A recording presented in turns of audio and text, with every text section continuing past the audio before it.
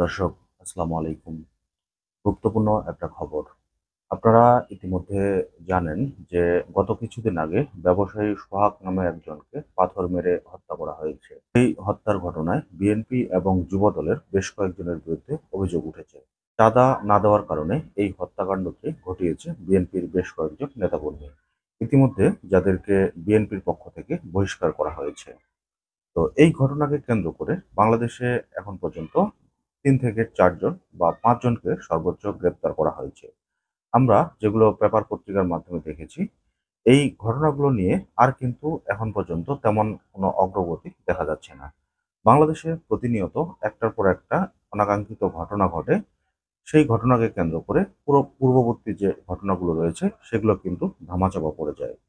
এই ঘটনাটাকে ধামাচাপা পড়ার অন্যতম একটি কারণ হচ্ছে গোপালগঞ্জে এনসিপির পদযাত্রায় আওয়ামী লীগের হামলা। এছাড়া উত্তরার যে ট্র্যাজেডিটি ঘটলো, এই ট্র্যাজেডিকে কেন্দ্র করে এখন কিন্তু এই সোহাগ হত্যা মামলার যে মূল ঘটনা, এটা কিন্তু এখন অনেকটা ধরাছোঁয়ার বাইরে চলে গিয়েছে। ইতিমধ্যে কিন্তু সোহাগের পরিবার থেকে বেশ কিছু কথাবার্তা বলা হয়েছে যে তাদেরকে যে ধরনের সাহায্য সহযোগিতা দেওয়ার কথা ছিল সেগুলো তারা কোনো কিছুই পায়নি।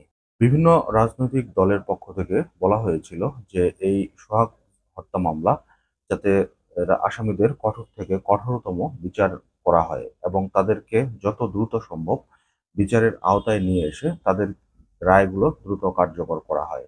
কিন্তু সর্বশেষ আমরা কি দেখতে পাচ্ছি যে এই ঘটনাগুলোতে দু একজনকে যা ধরা হয়েছে তাদের রিমান্ড পর্যন্ত আমরা শুনছি, কিন্তু এখন পর্যন্ত কিন্তু এটার আর কোনো আলামত আমাদের সামনে আসেনি। বিগত সময়ে যে হত্যা মামলাগুলো হয়েছে সেই হত্যা মামলাগুলোর একটার পর একটা ঘটনা ঘটার কারণে সেই মামলাগুলো থেকে কিন্তু পরবর্তীতে আমরা দেখেছি যে সেই মামলাগুলোর আর কোনো খোঁজই থাকে না। শেষমেশ কিন্তু কি হয় না হয় শেষ পর্যন্ত আমরা সকলেই সেগুলো অবগত রয়েছি।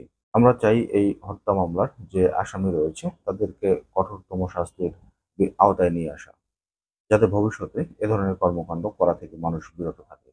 এখন দেখার অপেক্ষায় আসলে পরিস্থিতি সর্বশেষ কোন দিকে যায়। তো দর্শক, আজকের মতো এই পর্যন্তই। আল্লাহ হাফেজ।